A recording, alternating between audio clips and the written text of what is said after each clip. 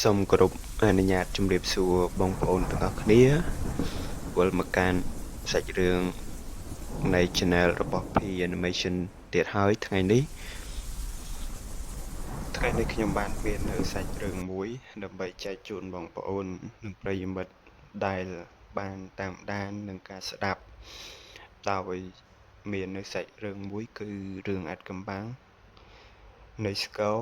និងស្បែកមនុស្សបើយើងនិយាយឲ្យស្រួលស្ដាប់ទេគេហៅថាស្គរជ័យចម្លែកនៅក្នុងសម័យឧដុង្គក្នុងភូមិដាច់ស្រយាលមួយនៃក្បែរជើងភ្នំមានវត្តបុរាណមួយដែលមានឈ្មោះថាវត្តព្រៃលក្ខណ៍ហើយវត្តនោះបានតម្កល់នៅស្គរមួយយ៉ាងធំគេហៅថាស្គរជ័យចម្លែកខណៈពេលនោះដែរវាជាស្គរជទាលខ្មៅមានក្បាច់រចនាយ៉ាងល្អិតល្អន់ប៉ុន្តែស្បែកស្គរនោះមានស្បែកមនុស្សបើយើងនិយាយទៅវាមិនមែនធ្វើដោយស្បែកពស់ស្បែកក្របីស្បែកកង្កែបអីទេគឺធ្វើឡើងដោយស្បែកមនុស្សជាធម្មតាស្គរគឺធ្វើឡើងចេញពីស្បែកពពួកនៃសត្វទេប៉ុន្តែចំណែកឯស្គរនេះហេតុអ្វីបានជាធ្វើឡើងពីស្បែកមនុស្សខណៈពេលនោះដែរអ្នកភូមិចំនួនមួយចំនួនបាននិយាយតគ្នាថាស្គរនេះមិនត្រូវបានគេវាយលេងទេលើកលែងតែមានហេតុការណ៍ធំៗនៅក្នុងភូមិដូចជាមានកម្មវិធីបុណ្យប្រពៃណីខ្មែរបានគេអាចវាយបានប៉ុន្តែដំណើរថារាល់ពេលដែលស្គរជ័យនេះត្រូវបានវាម្ដងគឺមានសម្លេងតឹងហើយញ័រទៀតវាមិនស្រួយអញ្ចឹងណាបងប្អូនមិនមែនឮដូចជាស្គរធម្មតាទេគឺវាឮដូចជាសម្លេងមនុស្សស្រីស្រែកធ្ងោដោយមាននៅការធ្វើឡើងពីមនុស្សដទៃទៀតខណៈពេលនោះដែរមានលោកតាម្នាក់ឈ្មោះថាលោកតាសុកដែលជាអ្នកវាយនៅស្គរប្រចាំវត្តហើយអាយុរបស់គាត់មានអាយុប្រហែលជា60ឆ្នាំហើយជាមនុស្សតែម្នាក់គត់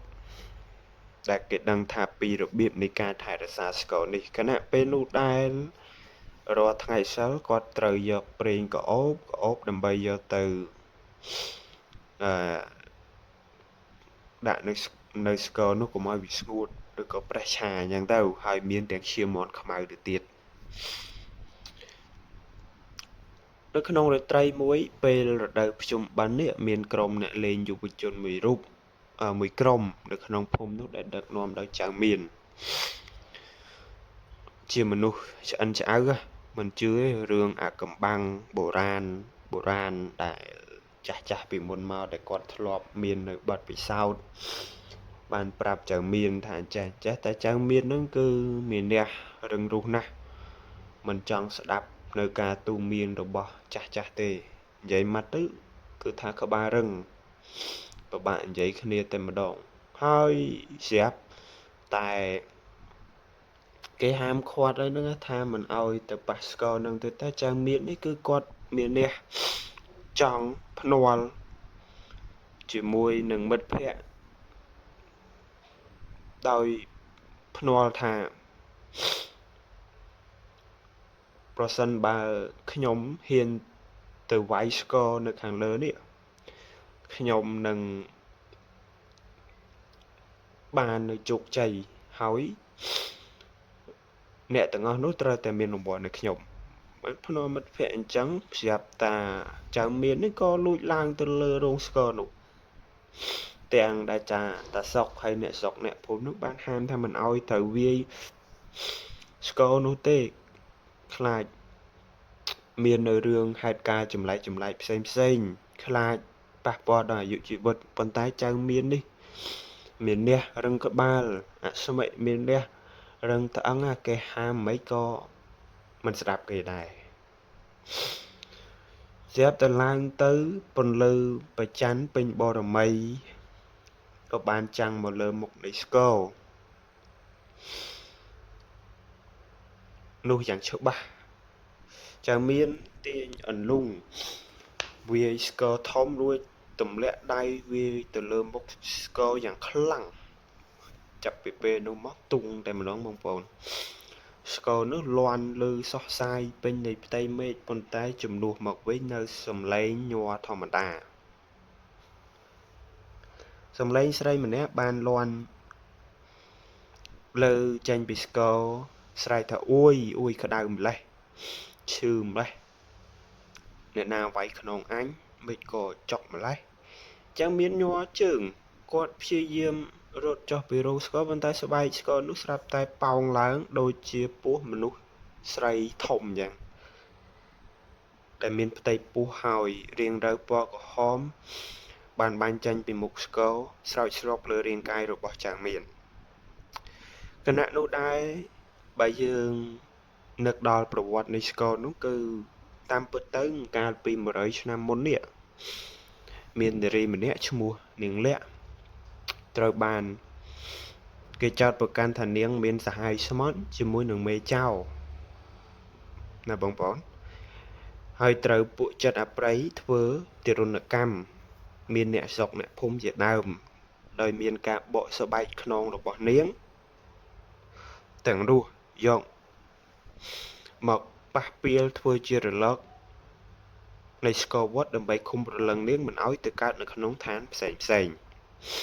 នេះគឺជាសាច់រឿងនៃស្គរស្បែកមនុស្សណាបងប្អូនដែលមានប្រវត្តិដើមអញ្ចឹងព្រលឹងនាងត្រូវបានជាប់ឃុំនៅក្នុងស្គរនឹងអស់រាប់រយនៃឆ្នាំមានតែអ្នកស្រុកអ្នកភូមិហើយនឹងតែស្រុកទេដែលស្គាល់ពីកន្លែងនឹងច្បាស់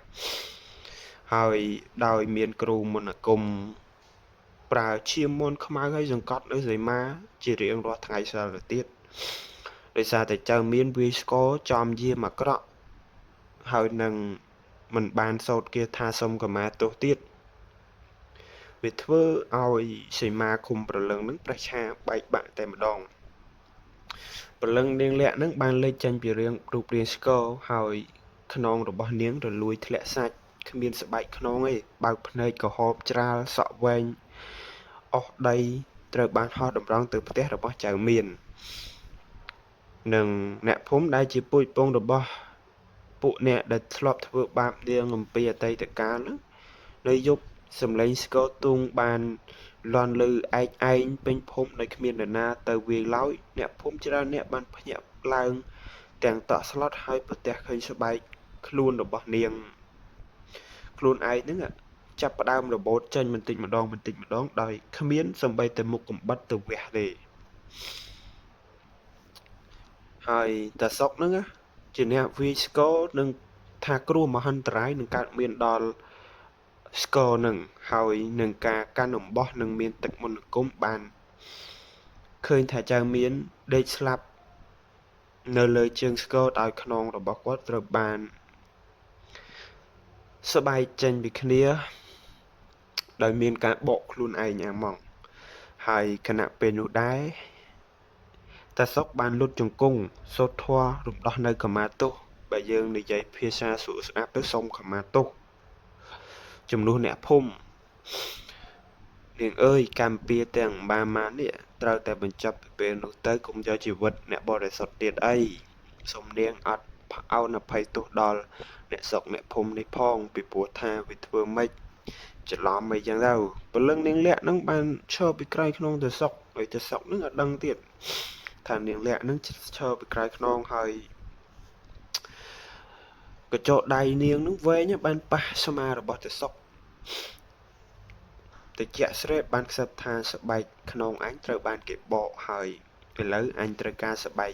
ខ្នងថ្មីមួយជំនួសព្រឹកឡើងស្រុកបានឡើងទៅលើរោងស្គរនោះពួកគេបានឃើញទៅសុកអង្គុយសពថ្ងៃ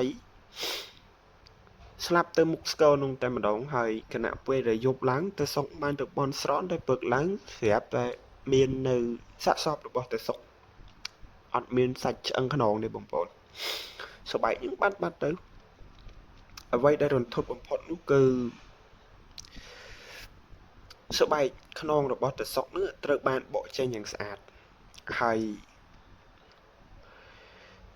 ដែលពាសបន្ថែមនៅលើមុខស្គរដែលប៉ះបន្ថែមនៅលើមុខស្គរនោះចាប់ពីថ្ងៃនោះមកស្គរជ័យនោះក៏បានបាត់រូបរាងពីរោងស្គរដោយអាថ៌កំបាំងហើយគ្មាននរណាហ៊ាននិយាយពីឈ្មោះវត្តព្រៃលក្ខទៀតទេពីព្រោះថាការស្លាប់របស់តាសុកនឹងជាអ្នកវាយស្គរនិងចៅមាននឹងស្គរជ័យស្បែកមនុស្សនោះបានបាត់ពីរោងស្គរនៅក្នុងវត្តព្រៃលក្ខដោយអាថ៌កំបាំងតែម្ដងទោះបីជាគ្មានស្គរវត្តក៏ដោយប៉ុន្តែរៀងរាល់ថ្ងៃសិលហ្នឹងនៅពេលដែលចោអាប់តិចស្រោបស្រែបហ្នឹងសំឡេងស្គរទុងទៅលាន់រំញ័រចេញពីលើអាកាសវេហាហោះកាត់នៅលើដំបូលផ្ទះរបស់អ្នកភូមិដដែលអ្នកភូមិដែលហ៊ានអើតក្បាលតាមបង្អួចមើលទៅលើមេឃនៅពេលដែលសំឡេងស្គរនោះប្រលឹងនាងលាក់នឹងហោះមកខ្វះក្របភ្នែកយកទៅធ្វើជាលំអនៃស្គរនោះតែម្ដងរឿងរ៉ាវនេះបានជាអ្នកភូមិទាំងមូលធ្លាប់តែមាននូវភាពអ៊ូអរក្នុងភូមិនោះក៏ប្រែទៅជាភូមិស្ងាត់ជ្រងំដូចជាភូមិនៃខ្មោចនឹងគ្មានអ្នកណាហ៊ានចេញក្រៅផ្ទះឡើយពីព្រោះព្រះអាទិត្យតាំងពីអស់ស្ដងគត់ទៅអ្នកភូមិបិទទ្វារដីទៅហើយចំណែកឯការក្រោយមកទៀតហ្នឹងអ្នកស្រុកអ្នកភូមិក៏រកនៅសន្តិវិធីគឺការដោះស្រាយចំពោះខ្មោចនាងលាក់ហ្នឹងដើម្បីសង្គ្រោះដែលនៅសេសសល់ប៉ុន្តែក៏បានស្វែងរកនៅលោកតាជ័យដែលជាមិត្តភ័ក្តិបងប្អូនធွာរបស់លោកតាសុកនេះបានធ្វើដំណើរមកដល់ភូមិនឹងតែម្ដងលោកតាជ័យមានសិស្សម្នាក់ឈ្មោះថាចៅសានហើយគណៈពេលនោះដែរហ្នឹងលោកតាជ័យបានពិនិត្យមើលកន្លែងកើតហេតុរោងស្គរក៏បានដឹងថាព្រលឹងនាងលាក់ឥឡូវនេះបានស្រូបយកឈាមនិងស្បែកខ្នងរបស់តាសុកអស់ហើយពេលនោះដែរក៏គាត់បានវិភាគនិងសន្និដ្ឋានថារឿងនេះមិនធម្មតាទេបើយើងទុកនៅយូរនោះបិសាចនោះនឹងខ្លាចជាវត្ថុដែលគួរឲ្យកាចសាហាវពីព្រោះថាមិនមែនជាស្គរធម្មតាទេហើយជាស្គរនោះចេះឈឺចាប់ទៀតណាបងប្អូនប៉ុន្តែបានខ្លាចជាវត្ថុបិសាចដែលចេះហោះហើរដែលស្រូបយកជីវិតមនុស្សនៅក្នុងយាមទី3នេះលោកតាជ័យនិងចៅសានបានរៀបចំរោងពិធីចងសីមាកណ្ដាលអត្រាតគណៈពេលនោះដែររៀបចំកម្មវិធីនេះប្រព្រឹត្តឡើងនៅទីលានវត្តដោយប្រើប្រាស់ស្បែកចម្បោះមានសីមាពណ៌ក្រហមស្លឹកពោធិ៍មាសដើម្បីតាក់ទាញស្គរបិសាចនោះឲ្យចុះមកក្រោមខ្យល់ព្យុះបានបក់មកយ៉ាងខ្លាំងសំឡេងរន្ទះបាញ់បានប្រេកប្រាំងផ្ទៃមេឃធ្លាប់តែសក៏បានប្រែក្លាយទៅជាខ្មៅក្រហមឆ្អេងឆ្អៅស្រាប់តែស្គរជ័យស្បែកមនុស្សបានអណ្ដែតចុះមកលើអាកាសនៅលើមុខស្គរ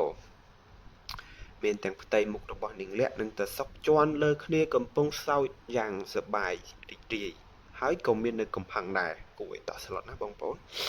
ហើយក៏បាននិយាយថាណែអាជ័យឯងជួយមិត្តភក្តិឯងឬក៏មកបកគលស្បែកខ្នងឲ្យអញនាងលាក់ហ្នឹងបានគំរាមអញ្ចឹងទៀតបងប្អូនខណៈពេលនោះដែរលោកតាជ័យបានសោតគាថាការពារខ្លួនដូចបាញ់ទឹកមុនទៅលើមន្តអាគមទៅលើស្គរនោះសំឡេងក៏កេរស្បែកនិងសំឡេងស្រែកធ្ងរដោយការឈឺចាប់បានលាន់លឺឡើងប្រែកហើយស្បែកស្គរនោះបានរលួយនិងស្រក់ឈាមខ្មៅមកលើដីតែម្ដងប៉ុន្តែព្រលឹងនាងលាក់បានបញ្ចេញសក់វែងដូចជាខ្សែពស់រុំព័ទ្ធរាងកាយរបស់លោកតាជ័យយ៉ាងរឹងមាំរួចព្យាយាមទាញគាត់ចូលនៅក្នុងមុខស្គរហើយតាជ័យនោះក៏បានប្រាប់ថាចៅសានស្រែកសន្ធប់រួចស្ទុះទៅកាន់ដាវមន្តអាគមមកកាត់ផ្ដាច់សក់បិសាចនោះតែម្ដងលោកតាជ័យដឹងខ្លួនថាអាគមធម្មតាមិនអាចបំផ្លាញស្គរដែលកើតចេញ ពីគំនុំរាប់រយឆ្នាំបានទេពីព្រោះថាដែលដុតដោយឈាមបេះដូងដ៏បរិសុទ្ធនេះទើបអាចរំដោះនៅគំនុំនេះបានលុះត្រាតែមានឈាមដ៏បរិសុទ្ធលោកតាជ័យក៏បាននិយាយអញ្ចឹង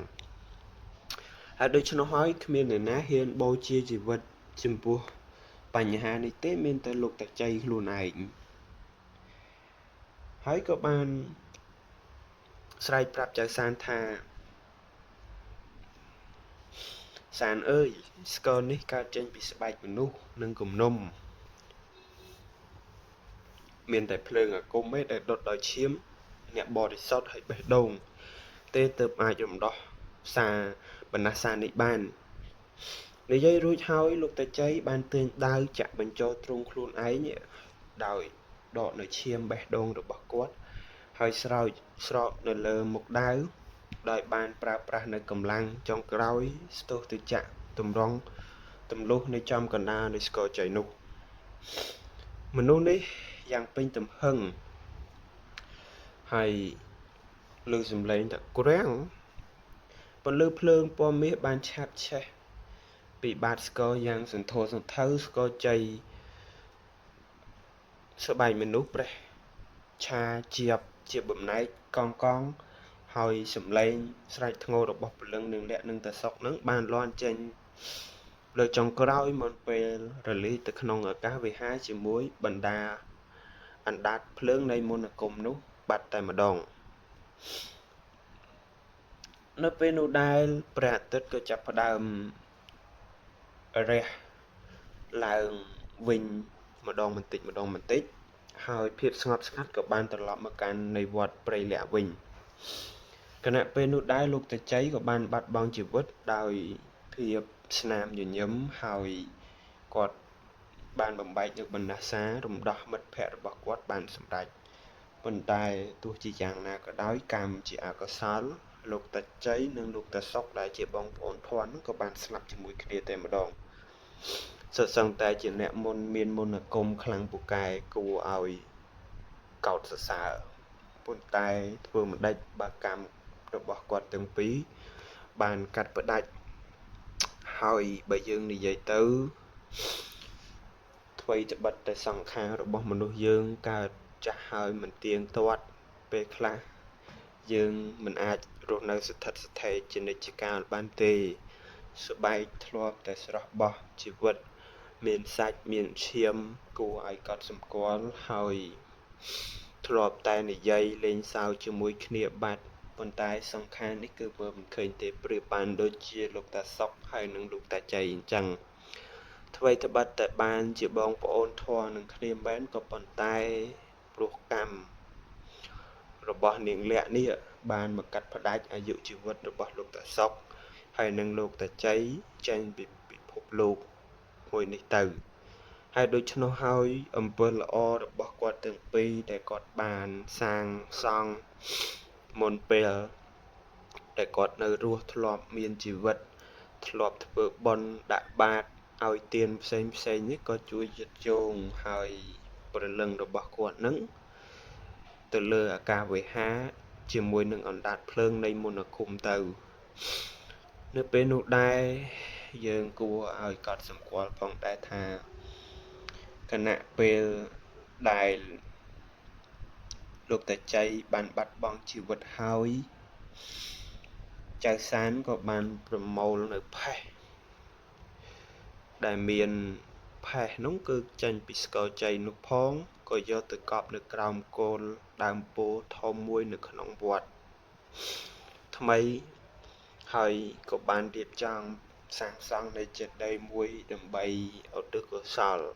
ចេតិយនោះគឺគេហៅថាចេតិយរួមដែលធ្វើឡើងដើម្បីដាក់នៅ